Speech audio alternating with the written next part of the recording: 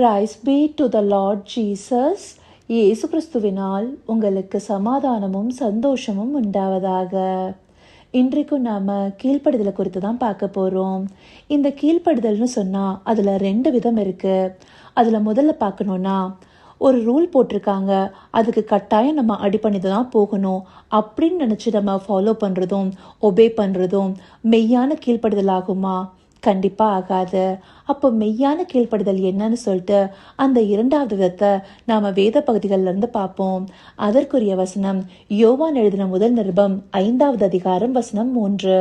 1 John chapter 5 verse 3.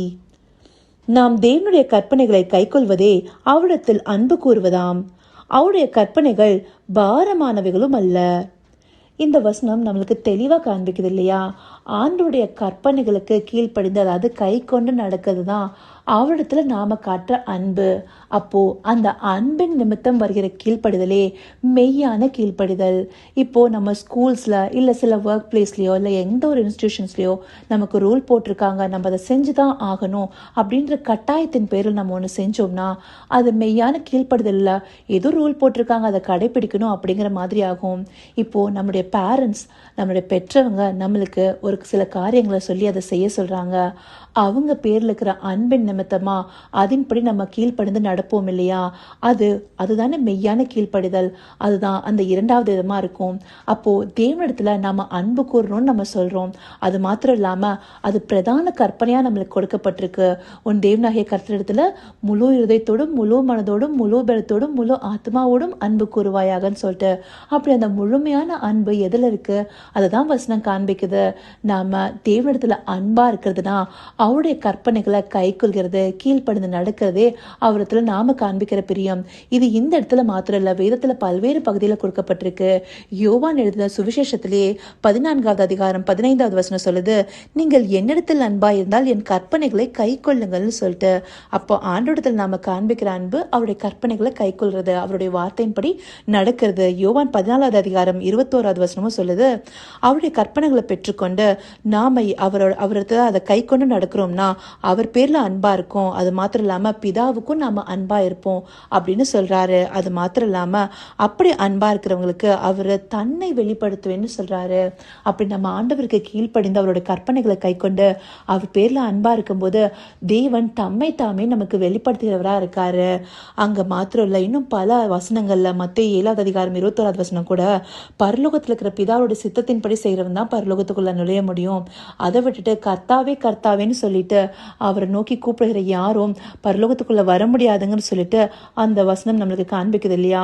இங்க மாத்திரம் இல்ல, பழைய ஏற்பாடு நம்ம எடுத்துக்கிட்டோம்னாலும் பிரசங்கில கடைசி அதிகாரம் நம்ம பார்த்தோம் இல்லையா? 12வது அதிகாரம், அதுல 13வது வசனம் என்ன சொல்லுது?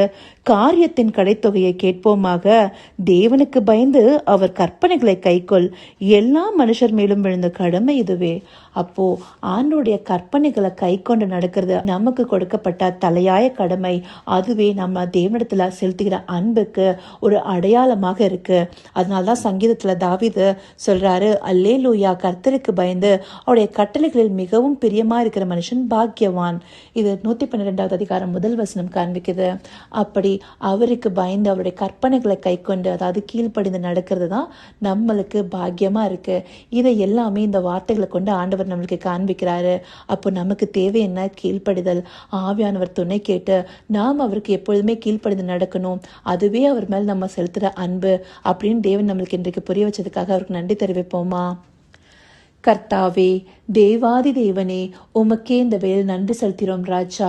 அப்பா, நாங்கள் உம்மீது அன்பு செலுத்திறோம்னு சொல்லிட்டு உம்முடைய கற்பனைகளை கை கொள்ளாம போனா அப்பா, நாங்கள் உம்மீது அன்பு வைத்திருக்கிறோங்கிறதுக்கு அடையாளம் இல்லாம போகுது தகப்பனே, அதற்கு அர்த்தம் இல்லாம போகுது. இதை நீங்க எங்களுக்கு இந்த வார்த்தைகள் மூலமாக உணர வைத்திருக்கீங்க ராஜா.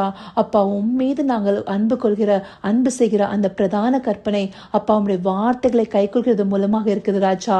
உம்முடைய வார்த்தையை நாங்கள் கைப்பிடித்து பரிசுத்த ஆவியானவரை கொண்டு தகப்பனே சகல சத்தியத்தையும் அப்பா நாங்கள் நேர்த்தியாக கடைபிடிக்கிறதுக்கு எங்களுக்கு பலன் தாருங்க ராஜா. எங்களுக்கு நீங்க அதை கற்றுக் கொடுங்க தகப்பனே. உமக்கு கீழ்ப்படிந்து நடக்கிற அந்த சுபாவத்தை எங்களுக்குள்ள தாங்க ராஜா. ஆம் தகப்பனே, அப்படியே நடந்து அப்பா நாங்க உங்கள் மீது அன்பா இருந்து நீங்க எங்கள் மீது அன்பா இருந்து உண்மையே நீங்க எங்களுக்கு வெளிப்படுத்த போகிற அந்த தயவிற்காய் நன்றி ராஜா. சகலவித துதி மகிமை கனம் யாவும் ஒருவருக்கே செலுத்தினோம். இயேசு கிறிஸ்துவின் மூலமாய் வேண்டிக் கொள்கிறேன் பிதாவே. ஆமென், ஆமென்.